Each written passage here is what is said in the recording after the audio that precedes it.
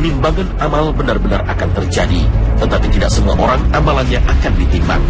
Orang-orang yang masuk surga tanpa hisab, maka amalnya tidak akan ditimbang. Juga orang-orang kafir yang tidak memiliki kebaikan sama sekali, menurut sebuah pendapat mereka langsung dimasukkan ke neraka. Adapun orang-orang selain mereka, maka akan ditimbang amalnya.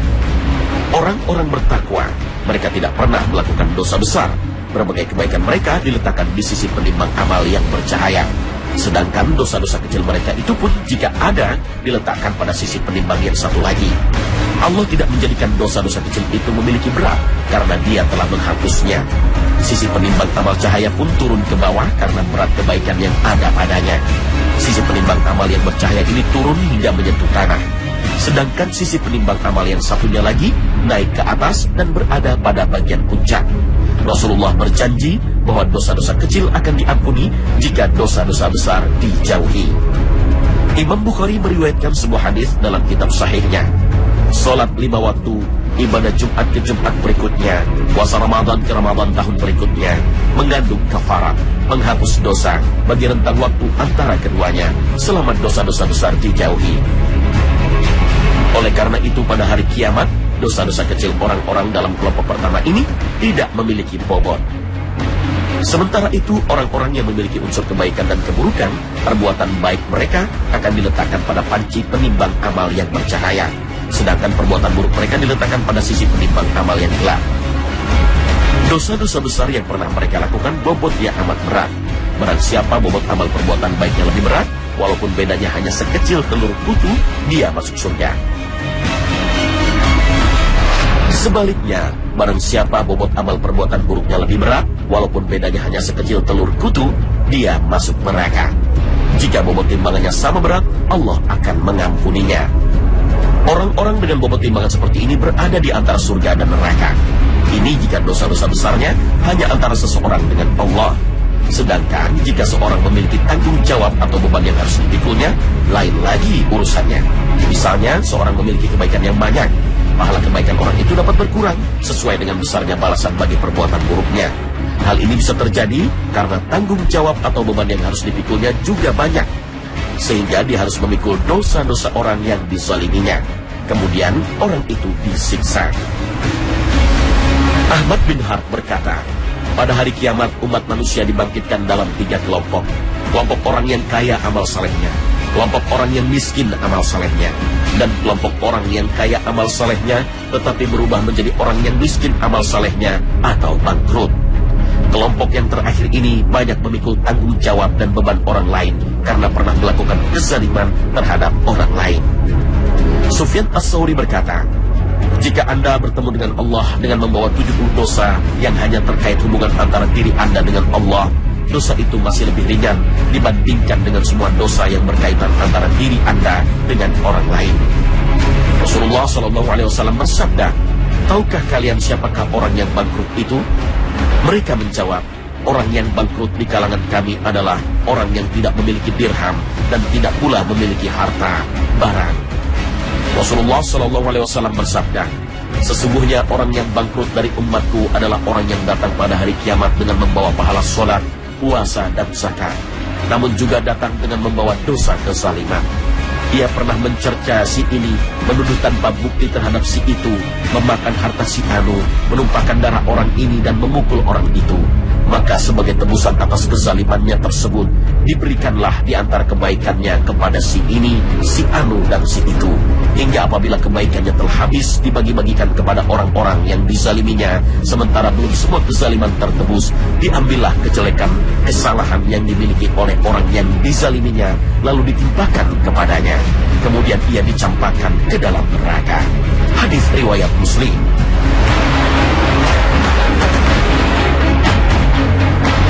Allah Maha Kaya dan Maha Pemurah, sedangkan manusia adalah fakir dan miskin. Pada hari itu mereka sangat membutuhkan nilai kebaikan, meskipun hanya satu, sehingga dapat menghapus satu nilai keburukan. Dengan demikian timbangan kebaikannya makin berat. Dosa-dosa kecil orang-orang yang bertakwa dapat dihapuskan oleh upaya mereka menjauhi dosa-dosa besar. Mereka diperintah oleh Allah untuk masuk surga. Setiap orang di antara mereka memperoleh ganjaran sesuai dengan kebaikan dan ketaatan yang telah dilakukannya. Amal perbuatan orang-orang bertakwa ditimbang untuk menunjukkan keutamaan mereka. Amal perbuatan orang-orang takwa ditimbang untuk memuji keadaan mereka karena tidak ada satupun keburukan yang mereka miliki. Sedangkan orang-orang yang amal perbuatannya bercampur antara buruk dan baik, jika masuk neraka, mereka dapat dikeluarkan dengan syafaat. Wallahu a'lam.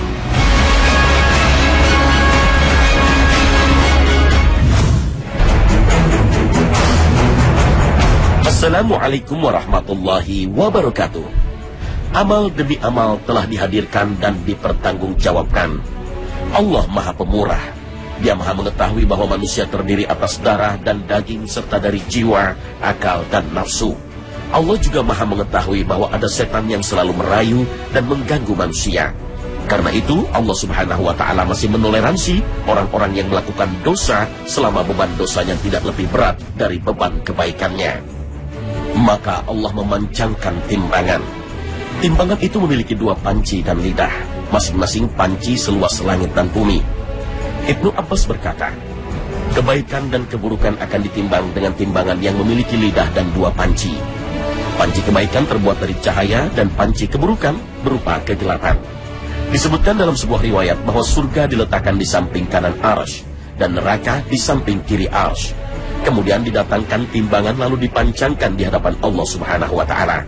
Panci kebaikan di sebelah kanan arsy berhadapan dengan surga dan panci keburukan di sebelah kiri arsy berhadapan dengan neraka. Timbangan yang dipancangkan Allah Subhanahu wa ta'ala bukanlah sembarang timbangan. Ukurannya sangat besar. Seandainya langit dan bumi diletakkan di dalamnya, maka akan termuat. Salman Al-Farisi radhiyallahu anhu menuturkan, pada hari kiamat timbangan akan dipancangkan. Seandainya langit-langit dan bumi diletakkan di dalamnya, maka akan termuat. Melihat itu, para malaikat berkata, Tuhan kami, benda apakah ini? Allah berfirman, aku akan menggunakannya untuk menimbang amalan-amalan hamba-hambaku yang aku kehendaki.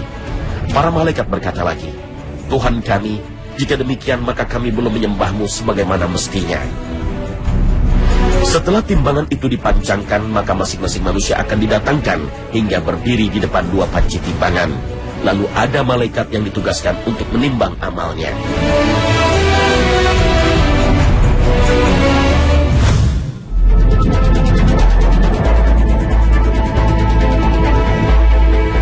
Timbangan yang dipancangkan untuk menimbang amal manusia benar-benar sangat tepat dan sangat akurat, sehingga seseorang di hari itu tidak akan dirugikan sedikit pun.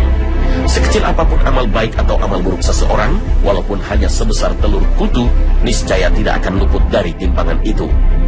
Timbangan itu memiliki standar ukuran zarrah atau biji terkecil, bukan kilo atau gram, sehingga memiliki kepekaan yang sangat tinggi. Dengan timbangan itu akan terlihat nyata setiap kebaikan dan kejahatan yang pernah dilakukan selama hidup di dunia. Ada kebajikan yang tampaknya sangat kecil, tetapi ketika ditimbang di atas neraca keadilan di hari kiamat, mempunyai daya berat dan nilai yang sangat besar sekali. Begitu juga kebalikannya, satu kebajikan yang kita rasa sangat besar, boleh jadi ternyata nanti mempunyai daya berat dan nilai yang sangat kecil sekali. Begitu pula dengan kejelekan atau kejahatan. Seseorang yang bersedekah sekilogram beras di saat harga beras membumbung tinggi kepada seorang melarat yang tak berdaya, mempunyai nilai yang besar sekali. Mungkin melebihi nilai derma sebesar jutaan rupiah, tetapi diiringi dengan perasaan riya. Disebutkan dalam hadis sahih bahwa seorang laki-laki diampuni dosanya karena suatu kebajikan yang tampak ringan saja, yaitu memberi minum anjing yang hampir mati kehausan pada saat panas terik. Pernah pula, seorang laki-laki diampuni segala dosanya oleh Allah karena dengan ikhlas mengangkat sebuah duri dari tengah jalan agar jangan melukai kaki orang yang sedang berjalan.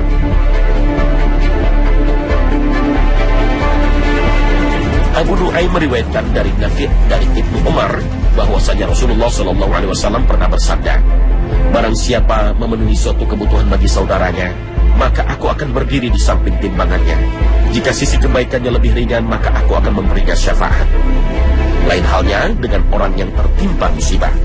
Sungguh Allah memberikan kemuliaan tersendiri kelak di hari timbangan amal. Di saat kekhawatiran dan ketakutan menyelimuti seseorang saat ditimbang amalnya, orang tersebut tiba-tiba dikejutkan dengan fakta yang tidak diperhitungkan sebelumnya. Ternyata musibah yang dialami seseorang justru meringankan timbangan di akhirat. Nabi SAW pernah bersabda, Timbangan-timbangan akan dipancangkan pada hari kiamat. Lalu para ahli sholat didatangkan dan dipenuhi pahalanya sesuai timbangan. Para ahli puasa juga didatangkan, maka mereka pun dipenuhi pahalanya sesuai timbangan.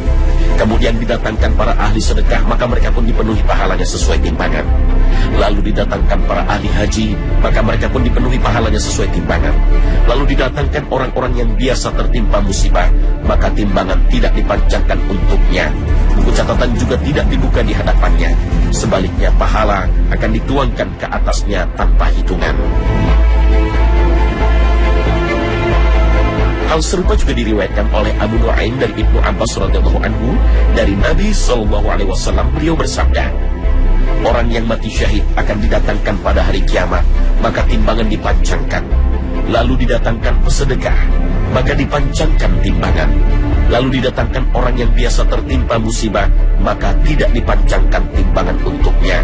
Sebaliknya pahala dituangkan kepadanya, sehingga orang-orang yang dulu sehat walafiat berharap tubuh mereka dipotong-potong karena besarnya pahala yang diberikan Allah kepada mereka.